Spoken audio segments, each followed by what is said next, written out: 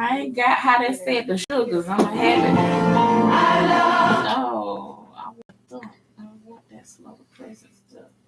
Okay.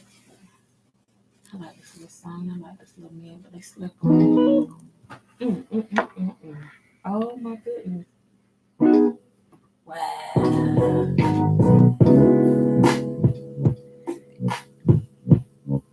Dang.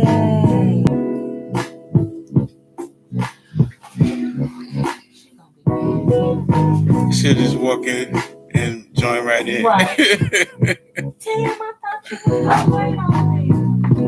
Time waits so long. And here goes AM 1460 WeWo Radio, your community radio station of inspiration and information, a wonderful, awesome subsidiary of the We Do Radio Network. We inspire divine unity, knowledge-based, issue-driven. Welcome to a special, when I say special, real special, I'm going to go ahead and say special, exclusive session of Scotland County Wake Up. We have a distinguished gentleman live in the studios with us, a man of many hats, and we're quite honored to have him here. I want to say thank you to our very own Reverend Evangelist Essie Davis for making that connection. Yes. And hopefully he can be a regular when time is permittable for him to kind of keep us updated and all of the wonderful things that he's doing with himself, with his career, and other things that he's incorporated in his everyday activities. I want you guys to do me a huge favor. Like and share this Facebook Live. You're going to thank me later. Like and share this Facebook Live. You have friends that I don't have, and this is going to be a great segment of Scotland County's Wake Up. Without further ado, we're going to introduce and say good morning to Mr. Freddie Cole, aka Petey Nature. How are you? I'm doing fine. Good morning. Good How are you? morning. I'm good. Thank you for being available for us today. And so sorry it took me so long to coordinate with you to see when you could get down and come with us here to the studios. You're here to enlighten our listeners about yourself, about your businesses, about your upbringing, and great things that you have in the works. I don't even know where to begin. Well, let's talk about you. You're originally from upstate Bronx, right? Yes. All right. Bronx, NYC in the house. yes. Now I gotta ask, how did you get from upstate to the good old country of Scotland County? Oh wow, that's a good start right there. Thank you. Well, my mom is originally from Staten Island, and I was born in New York City. I was born in Spanish Harlem. Oh wow. But my dad is from Scotland County. He was actually born in Hope County, but he was raised in Scotland County. Oh wow. And so it's in your blood both ways. You're upstate at heart and a country at heart. Yes. But also at the same time, my mom's family is rooted from Scotland and Hope County and Cumberland County too. So I'm like, it just amazes me how you're just back to where I started. Yes. Wow. And so what happened was I moved down here to Scotland County when I was 15, and around the age of 12 or 13, I went to the store to get some milk up the street, up the block. In New York? In New York. Okay. And when I came out the store, I was in the middle of a shootout. So the owner at the bodega was like, Poppy, come back in. So I kind of like dived back in the store. Like these two guys was like busting at each other, like shooting, like seriously. Like all they saw was themselves. Yeah, like nobody else. So I dived back into the store, and after the shooting and everything was over, I went walked down the hill and I went home. So you didn't get harmed? No, I didn't get harmed. So of course my dad heard the shots and he was all like, "What happened? What happened?" He was actually on his way up the street. And after that happened, he was like, "You know what? I'm getting ready to finish raising y'all where I'm from." Right. So we moving down south.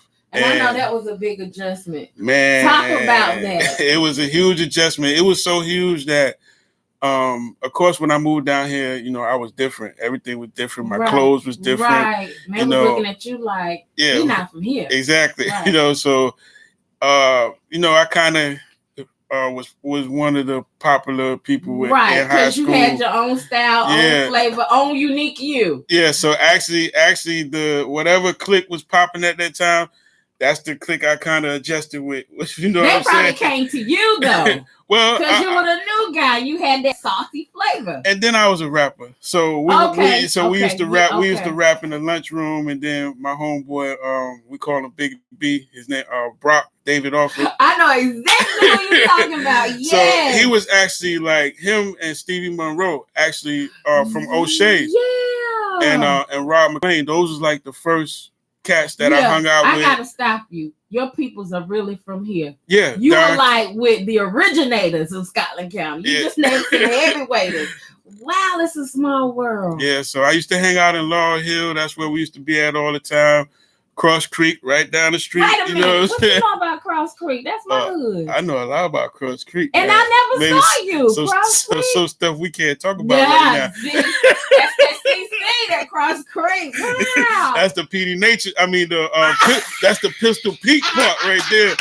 From Pistol Pete to Petey Nature. It is a small world. Yes. Wow.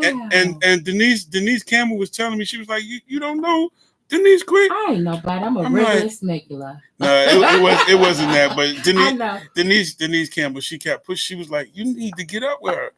You know. And this is something that should have been taking place, and that's my fault. But I'm glad we're here now. Hallelujah, wow, hallelujah. But you know, it's all on the timing of Yah. Yeah. It's all on the timing of the Most And High. I gotta ask. I always ask a New Yorker this: if you had to do it all over again, would you stay in the city or stay in the country? I love y'all, New York City. Are you serious? I love y'all, New York City. Big shout outs to the Bronx and Brooklyn and everything. I love y'all, my heart. I'm telling you. But I would stay here. Like, you wouldn't change anything. The only thing I would do is I would probably buy some property in New York City, give me a condo or something like that, you know, when the time permits. But, you know, because of doing business in the city, music-wise, going in and out of studios. That's a big stepping stone, especially in that section of the area. Right. And it's a lot of work in New York City for me to do that's coming. You know what I'm saying? Because I also work for Worldwide International Record. Shout out to Lisa Marie. I do have some business in New York City that I need to attend to in the time to come. Wow. I gotta say it, you my hero. Now you talk. I'm sorry, go ahead. No, go ahead. You talked about the transitioning from the city to the country. Let's talk about your professionalism.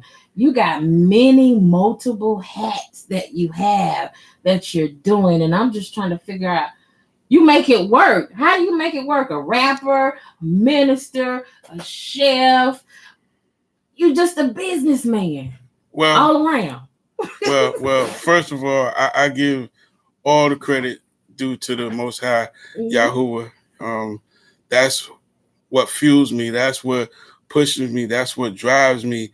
And, you know, it's just the fact that, you know, I first started hustling at 5 years old in New York City. I believe it. And I was selling fish. And and I ain't talking about that fish. Right. I ain't talking about fish scale, but, you know, and I keep it real. You know, that's why one of my nicknames is Mr. Keep It 1000 with you, you know. So we used to go out fishing in Long Island, and when we catch the fish, we would bring the fish back, and then my dad used to sit me out on the corner on 183rd. And if you know anything about the Bronx, New York, 183rd is popping, like thousands of people coming through there. Like by the minute, it's by the hour. Moneymaker. Right. So he would sit me out there by myself. Nobody would try to attempt to rob me or anything because they knew my daddy was a little loco. You know, it's like that's that North Carolina. That's that country boy in the city. Like, I'm not about to give y'all no breaks, no slack.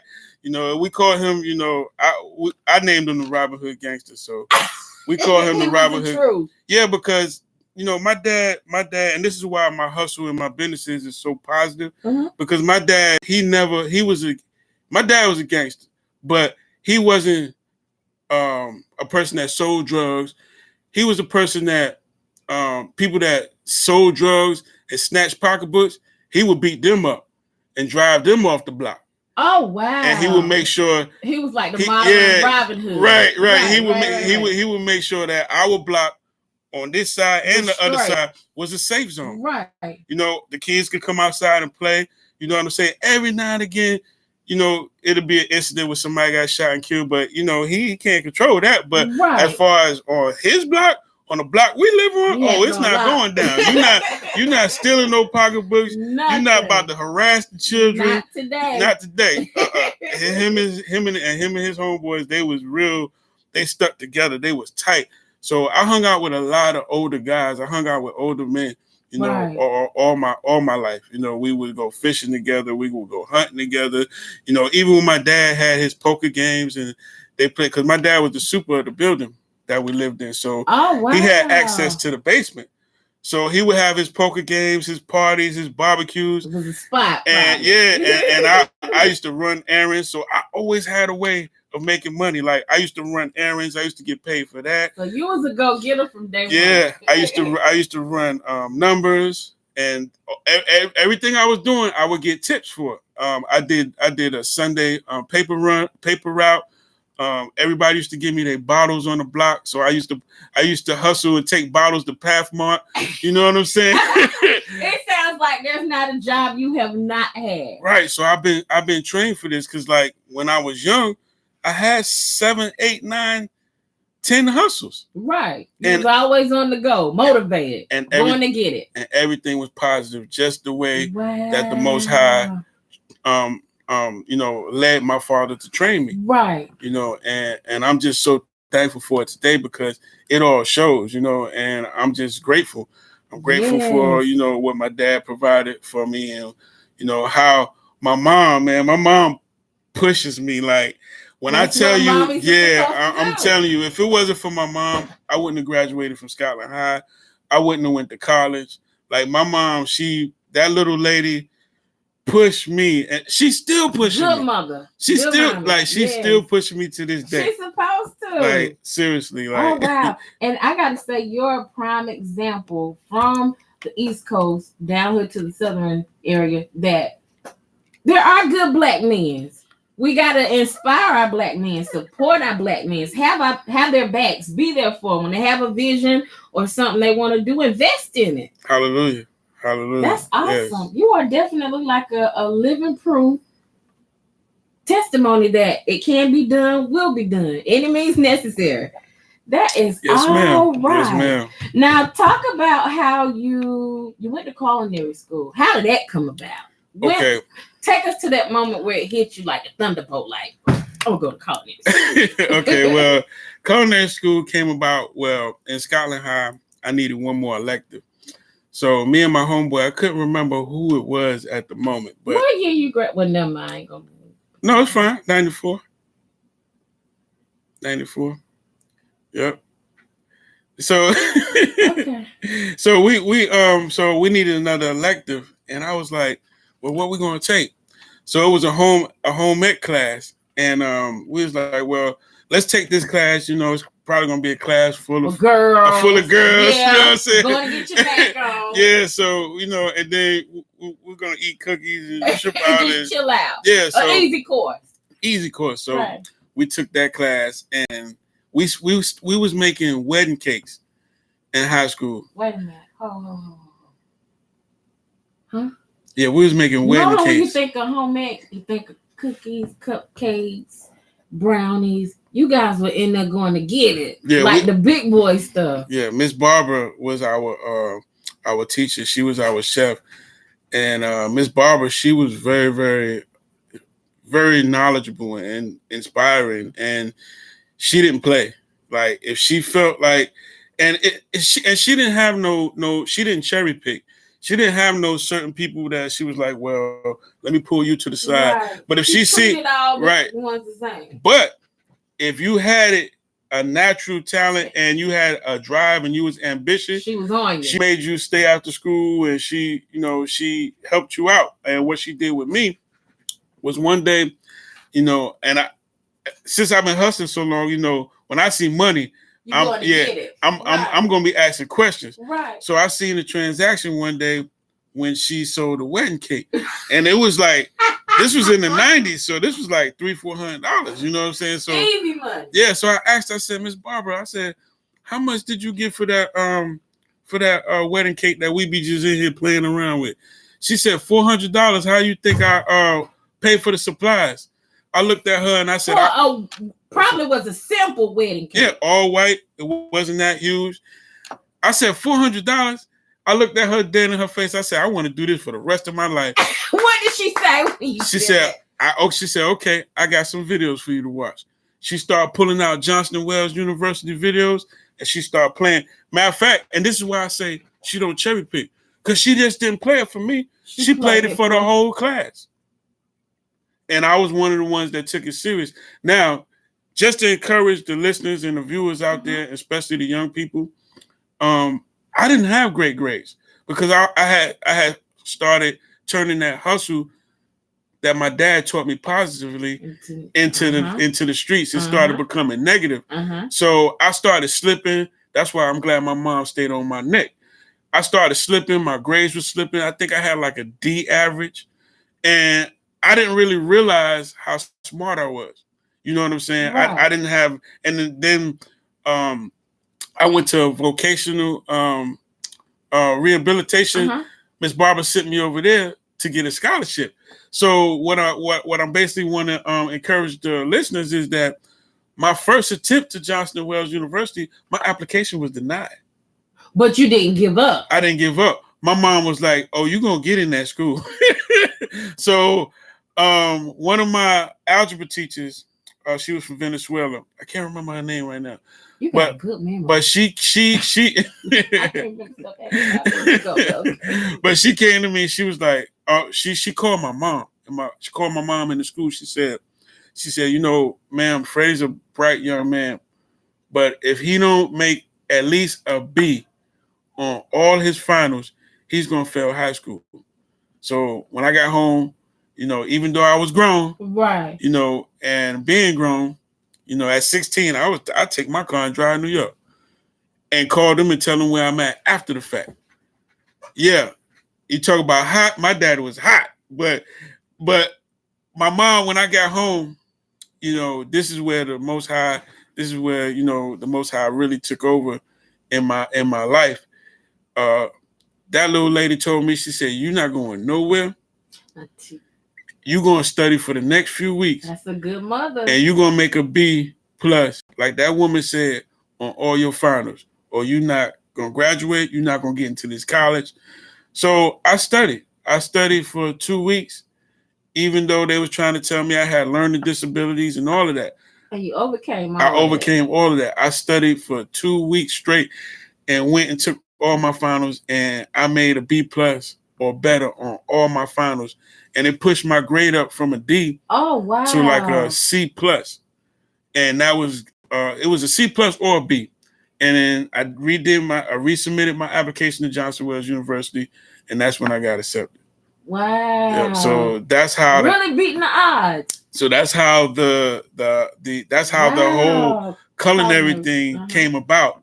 And when I got to Johnson & Wales University, I didn't know nothing but what my mama taught me how to cook. I didn't know nothing about soul food. Yeah, so I'm, you don't need no measuring cup. Right. Just a pinch of this, right. A little bit of that, and right. Oh wow. Yeah. So all the stuff I know today about sauteing and grilling and just doing the culinary, the French stuff and all of that stuff, I didn't know none of that. All I knew is how to make the cakes Miss Barbara taught me how to make. And the biscuits and pork chops and stuff that my mama taught me how to make. You can probably make any dish under the sun now to this day with your eyes closed. Right. Yeah. Especially if I got a recipe. Oh. Or if I sit down. To it too. Right. And that's what I do. That's what I do. I know. Yeah. I take what I've learned, or I'll take somebody else's recipe. I'll master that. Then I put my own. I put my own twist to it. Yep. Now your signature are the cheesecakes. Yes. But before we get into that, what are some other dishes that you're known for, or you're good at, or you say this is me? I put me in this. Okay. Well, one of my signature dishes, I learned and I mastered at the Picnic Basket, which is a prestigious catering company that I work for, in Chapel Hill, North Carolina. They started out in Durham, North Carolina. I used to live in Durham for a while, but now they're in Chapel Hill, and I became the executive chef there, and I worked there for like 3.5, almost 4 years. And I used to make, and I still make it today, even on my own with my own catering. What is it? It's chicken florentine. It's a pasta dish. With That's my weakest pasta. Bless you. Yes, like I made that dish when I had to cater last year at the Spin Awards in Atlanta, Georgia. Like that's one of my go-to dishes to actually, And I bet you that was the talk of the event. Yes, it was. And I have to cater again next month at the Spin Awards in Atlanta, Georgia, and she's probably going to request me to cook that same dish.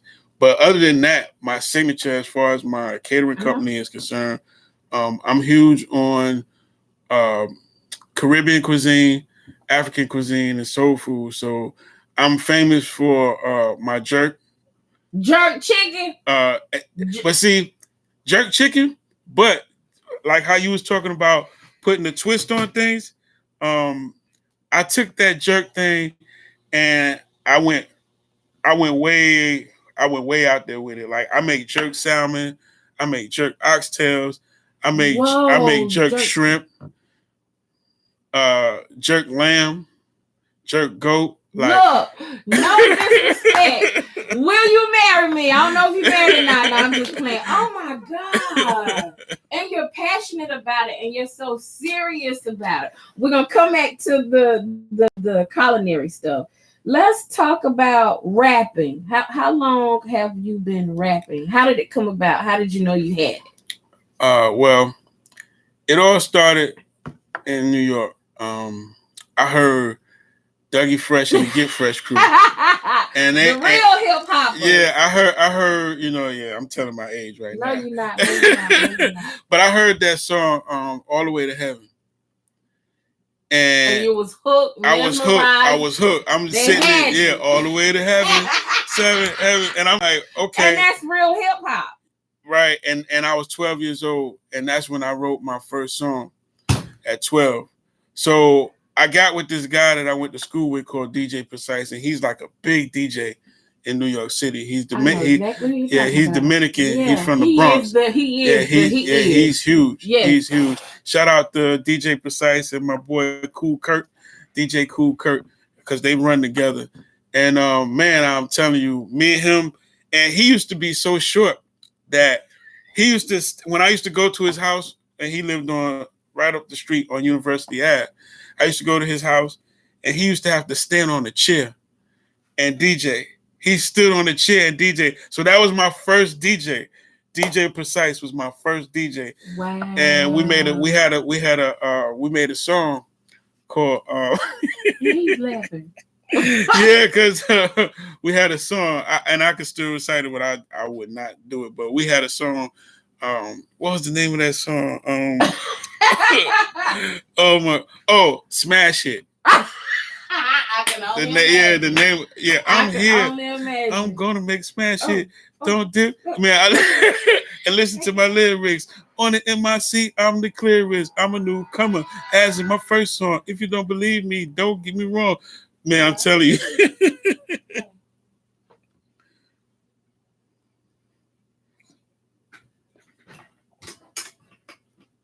I hadn't seen it. I hadn't seen it. You look in the chair?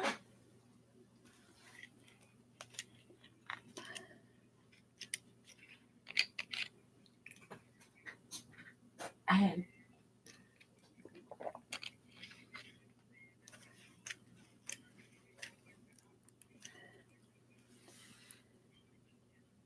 No, that's you. Yeah.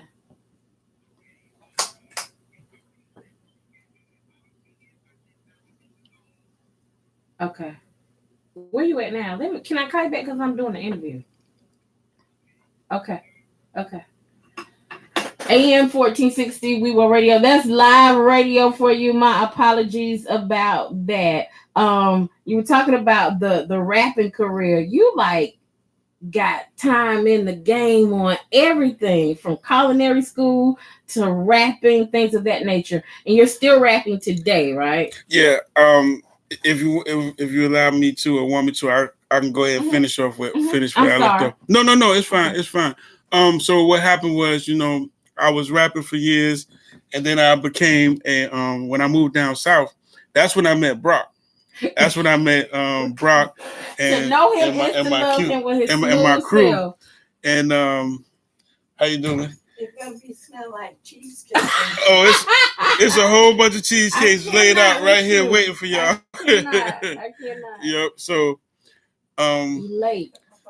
So go ahead, baby. I'm sorry.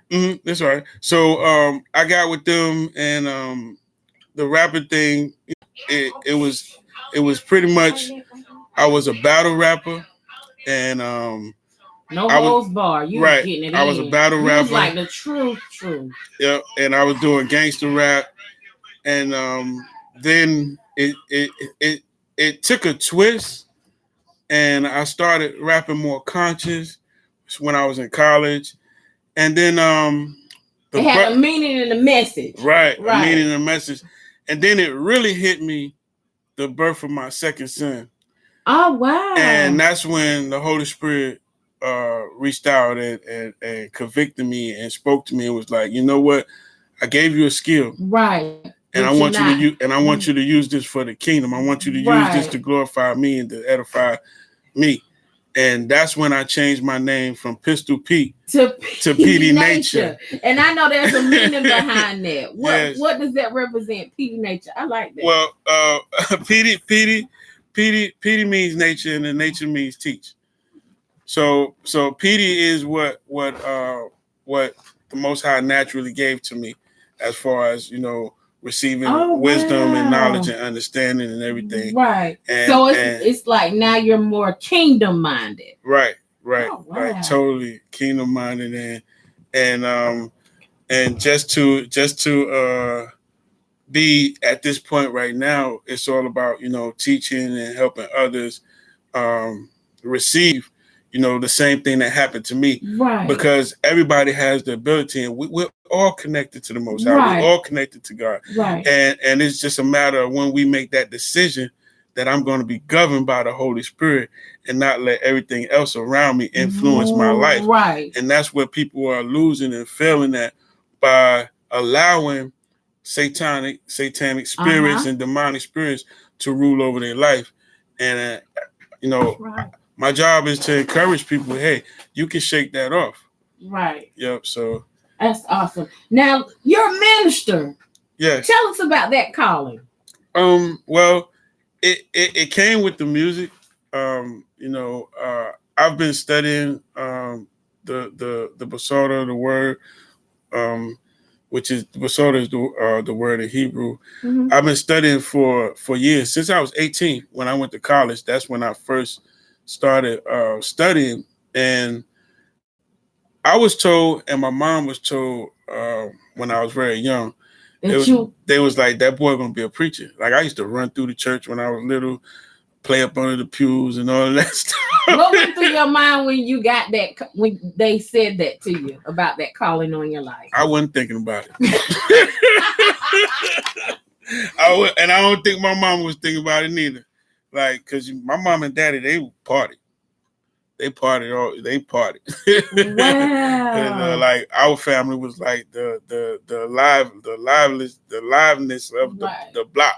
The family of all families. Yeah. So, the happening family. Yeah, and then our friends along with it, our family friends, our family, their family. So almost every weekend it was something going down at 2205 Davidson Avenue. It was something going down. Monday to Sunday.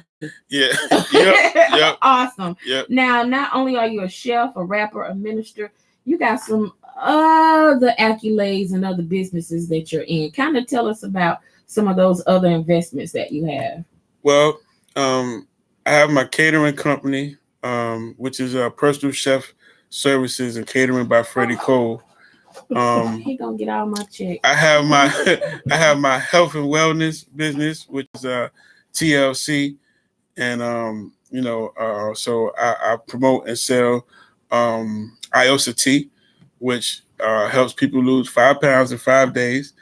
And and it's also a business opportunity for those that would like to be an entrepreneur or make some extra money. That's a good question. What do you not do? I think every job that's imaginable or existing, you have done it and perfected it better. Well, I'm still working on all of that. No, you are there. You are like the it man. Well, hallelujah. Wow, hallelujah. Awesome, all praises be to the Most High. And also, you mentioning a catering service. Now, if someone wanted to get you for catering services or get you for those signature cheesecakes or to get you for those other investments and other programs that you have going on, maybe to minister, to rap, to come out and talk to the youth, how can they get a hold of Petey Nature? And I also do credit restoration. Petey Nature's Financial Solutions. Yeah, but to reach me, each business have different emails. Mm-hmm. But to reach me, the basic number, the base number is 910-506-1749. Okay. And it's on all my advertisements. Okay. Now, with all the stuff you got going on, the works, the ministry, the rapping, the culinary, you doing this all on you. Yes. When I really need help, I hire people. But for right now, my goal is to keep the overhead costs down, right? So that I can establish myself and invest in property and invest in. It's no secret, so I might well let the cat out the bag. I'm working on a food truck. Oh my God! Yeah. So wait a minute. Yeah. Huh? Yeah, I'm working on a food truck. I'm taking my time and following the spirit of the Most High. After the food truck, you're gonna have a restaurant galore. I see it. I don't want to. You don't want to go that way? Not really, and I'll tell you why. Because part of the vision that I've received is, it's kind of like in high school when my mom and people was like, okay, you gonna do music or you gonna do food? Right. I'm like, well, I'm doing both because I love both. Right. So the food truck, I rather buy multiple food trucks. Right. And put them in other places. Right. Than restaurants, because being neutral. Right. Because I studied and I learned that the overhead is cheaper. The intake is higher, and you don't have as many bills operating a food truck. Right. But here's the main thing why I'm sticking with the food truck thing. The main thing is I can take that anywhere.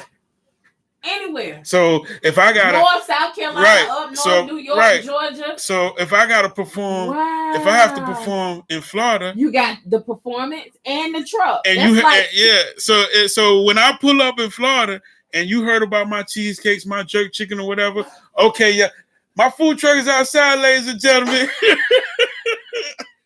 Wow. Yeah. So that's really put time and thought into that. That makes sense. Yes. You come out better with a food truck than a restaurant. You're gaining more with the food truck and losing more with you. All right with me.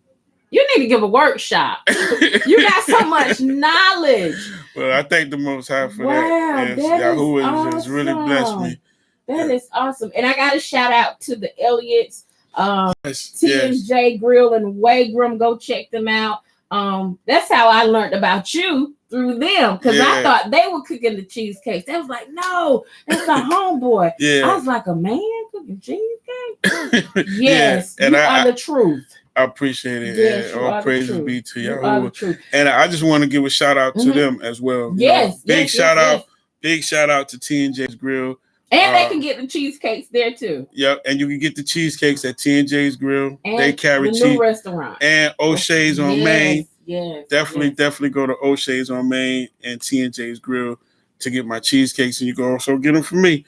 So major shout out to them. Yes. And that networking, it pays off. Yes, it pays off. Yes, now I got to get back to the cheesecake because somebody said, "What's up with cheesecakes?" You got over 200 flavors. Yes. Your own creations. Yes. How long did it take you to come up with 200? Was this like a test and run, trial and error? 200. Let me name some of them. And I think you've been doing this since 1995. You got the New York style cheesecake, the banana pudding, sweet potato, honey bun cheesecake, caramel cookie, chocolate chip cookie, the fruity pebbles, which is phenomenal. You got the Captain Crunch berry, the nutty buddy, strawberry berry mix, strawberry waffle. That's right. Wait a minute. Now that right there is the banana pudding. That's my number one seller. Don't even look at me while you eating that. What a cheesecake at? Is this banana pudding? That's banana pudding. And then your prices are like unreal. Yes, ma'am. From 25 to 30. Oh, it's on me today, but the slices I sell them 1 for $3, 2 for $5. And that's still cheap, like these slices in the city, cheap. I can sell these slices for $5 or $4. And they're going to go. Mm-hmm. Oh, my God. But, now, what's your signature cheesecake? Oh, I'll help you. Because I was getting ready to go get a hammer. Miss Essie. And Miss Essie's here. We want her to get in on the conversation. I was trying to get this cheesecake open. You said the banana pudding is your most popular one? Yes. For the last 7 years, the banana pudding has been my number one seller. Oh, my goodness. And let me tell you, it's made from scratch. It's not a real cheesecake if it's not made from scratch. The first time that store-bought stuff, leave it alone. And leave it alone. And it's whipped by hand. I don't use no mixes. Now, how in advance would one have to place an order for cheesecake or to get you to come and cater? At least for cheesecakes, I need at least a 24-hour notice. Like if you call me today, I'll have it tomorrow. And I tell you that's right. But putting love and soul in that cheesecake. You focused. Yes, ma'am. You ain't in the kitchen just let me get this cheesecake in the oven, go and do something else. You perfecting it. Oh my God. Yes. You sure you don't want to marry me? A man that cooks.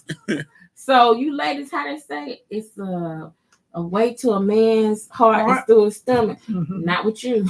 but see, on the flip side of that, it don't take much to impress me or to or to satisfy me as far as cooking is concerned. I don't believe that. With all the stuff you got going on, you got to have your A game. Right here, man. You got to have your A game. And what I want to let our listeners do is look at some of the cakes that he has here in the studios. The cheesecake is what I got, banana. So, that's banana pudding. That's chocolate chip cookie. Delicious. That's New York style.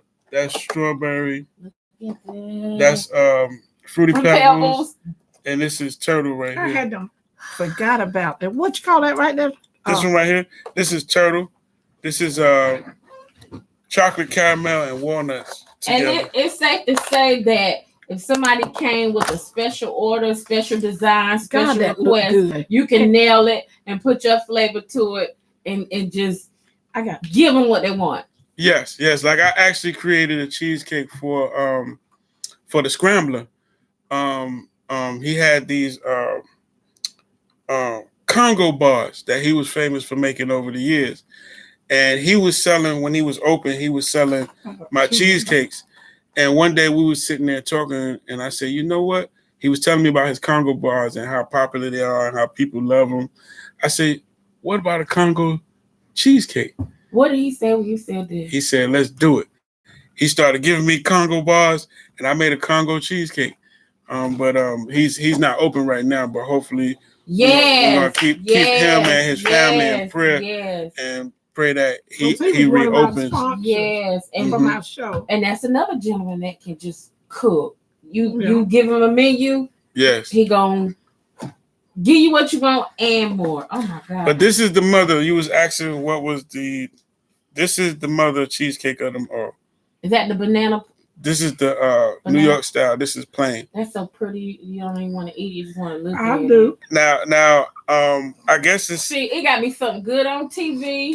I want no interruptions. I don't want nobody calling me. I want to take a good bath. No, and I'm going to tell you how greedy I am. I'm going to lay in the bed and put it on my chest and just eat it.